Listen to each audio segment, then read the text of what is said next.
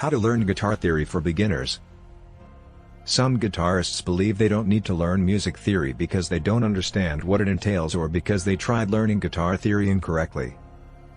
Music theory explains how music works.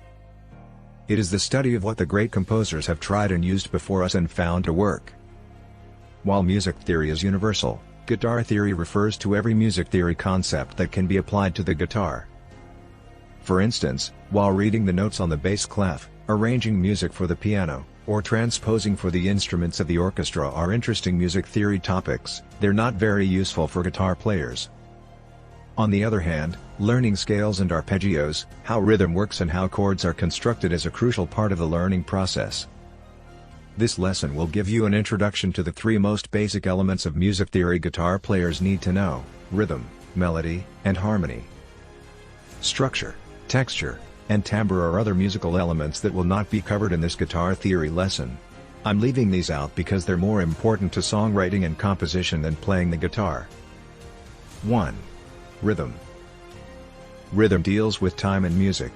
There are three main elements of rhythm guitar theory that you need to understand to be able to play correctly in time when playing the guitar. A. Tempo. This refers to the overall speed of a piece of music, or parts of it, since the tempo can change at different parts of the song. The tempo of the song is counted in beats per minute, BPM. The higher the BPM, the faster the song. B. Meter is a way of organizing each bar of music into a certain grouping of beats. This is defined by the time signature. C. Note duration. This determines for how long we hold each note or its equivalent silence, rest. 2. Melody. A melody is a series of notes that when played together make a memorable tune that is recognizable as a separate unit.